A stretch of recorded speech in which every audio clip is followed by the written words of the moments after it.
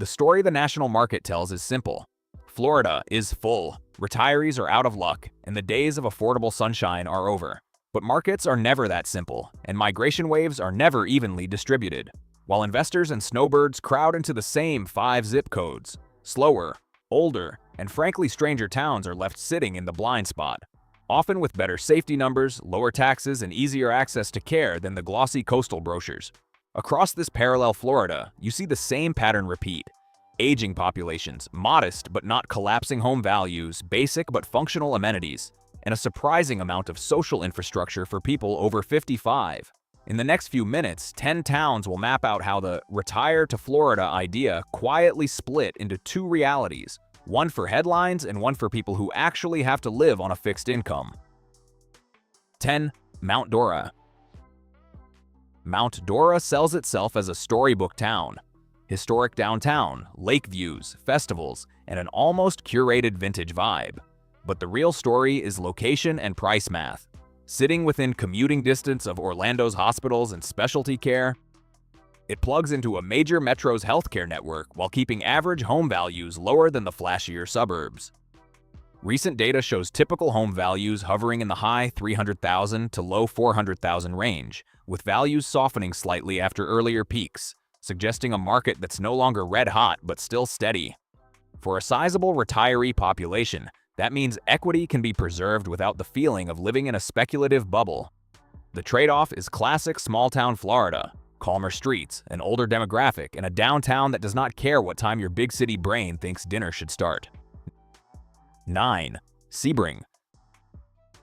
Sebring sits in that strange territory where some lifestyle write-ups call it a budget-friendly retiree haven, while crime statistics databases paint a less flattering picture with total crime rates above national averages.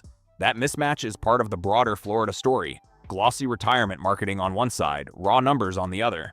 Even with the safety concerns, Sebring's appeal is obvious financially. Housing and rent tend to run significantly cheaper than coastal Florida, with estimates placing basic monthly living costs, excluding rent, well below many beach cities and rentals dramatically under big metro prices. For retirees trying to stretch Social Security or modest savings, it's one of the few remaining places where the math can still work, if they accept being inland, away from major metros, and selective about neighborhoods. 8. Punta Gorda. Punta Gorda represents the waterfront compromise tier of Florida retirement. Not cheap, but less extreme than the big-name Gulf Coast spots while still giving access to canals, marinas, and water views. Various rankings and retirement guides increasingly single it out for its combination of safety, reasonably priced waterfront housing, and access to recreation. What makes towns like this stand out in the data is not just the property prices, but the crime numbers and health infrastructure. Violent crime rates are often well below national averages, and healthcare access tends to be above what the population size would suggest because of senior-heavy demographics.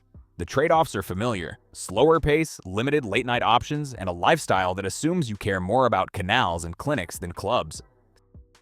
7. Venice. Venice plays the role of the curated coastal retirement product. Tidy streets, regulated aesthetics, a heavily older population, and crime numbers far below many Florida cities. Home values here run higher than inland or panhandle towns, but still come in under some of the most inflated coastal destinations, which keeps it in play for upper-middle retirees who sold in high-cost states. Quality of life rankings repeatedly point to safety, amenities designed around older adults, and relatively orderly public spaces. What Venice quietly reveals about the Florida market is the emergence of tiered retirement. One bracket of buyers aims for places like this: orderly, expensive, but not absurd, while another is pushed towards smaller, less-known towns entirely by budget. 6. New Smyrna Beach. New Smyrna Beach operates as the soft landing alternative to louder coastal brands like Daytona. Still a beach town, still driven by tourism and recreation, but statistically calmer and more geared toward long-term residents. Housing costs and rents sit above national averages, but generally track below Florida's most overheated beachfront markets, which keeps it attractive to retirees who want the ocean without full-cost coastal chaos. Healthcare access is above what its size might suggest, with multiple facilities clustered around an aging population and a steady flow of seasonal residents. For the broader Florida story, New Smyrna shows how a place can be relatively expensive in national terms while still functioning as a value within the state's coastal ecosystem. 5. Niceville. Niceville in the Panhandle has a name that sounds like a marketing department experiment, but its data story is blunt. Violent crime rates well below the national average and housing costs that, while rising, remain manageable compared to nearby high-price beach enclaves. It sits near more touristy areas but keeps a quieter, more residential profile, making it useful as a backdoor retirement base for people who want beach access without tourist pricing 24/7. Cost of living indicators place it below or roughly at national averages, and the older share of the population continues to trend upward. If you look at it in migration terms, Niceville and towns like it function as safety valves for retirees squeezed out of name-brand coastal markets but unwilling to abandon the Gulf entirely. 4. DeLand. DeLand, between Orlando and Daytona, is a case study in how walkable historic cores and lower costs can pull in older residents without any flashy branding campaign. Median home prices remain below many coastal metros, and cost of living estimates tend to sit modestly under national averages for housing and everyday expenses. What stands out is the built environment, a traditional main street, older housing stock, and a compact downtown surrounded by car-dependent sprawl. For retirees, that translates into two different experiences: live close to the core and walk to services, or move further out and accept the car dependency in exchange for quieter subdivisions and lower prices. 3. Cedar Key. Cedar Key is one of the clearest examples of a town that opted out of the chain store model almost entirely. No big box retail, no national coffee brands, and a main drag dominated by local businesses. Guides aimed at retirees and travelers highlight not just the scenery and slow pace, but the outright absence of large chains as part of its appeal. From a numbers perspective, Cedar Key hits a rare combination: relatively low housing and living costs, low property taxes due to its rural county location, and the same tax advantages Florida offers statewide. For retirees, the catch is obvious: limited services, travel distance for specialized care, and a lifestyle that only works if you are comfortable trading convenience for quiet. 2. Winter Garden. Winter Garden is what happens when a historic town gets absorbed into a metro's gravitational pull and then rebrands itself as a lifestyle product. Trails, farmers markets, craft beer, curated storefronts. Being close to Orlando's job base and hospital network adds economic and healthcare depth, but it also pushes home values and rents well above cheaper small towns on this list. Crime rates are significantly lower than in Florida's largest cities, and walkability in the core is high by local standards, which helps explain its growing attractiveness to both retirees and remote workers. The downside is classic early gentrification math. People arriving late pay more, and those on strict fixed incomes may find themselves priced just outside the postcard streets into more ordinary suburban tracts. 1. Apalachicola. Apalachicola, on the Panhandle coast, is a small fishing-oriented town that shows up in retirement lists as a low-cost, low-rise, low-noise alternative to the condos and high-rises of South Florida. Housing costs and general living expenses are typically reported well below the national average, especially when compared with big coastal metros, making it stand out as one of the few remaining on-the-water but not insanely priced options. What makes it structurally interesting is its position at the edge of both geography and growth.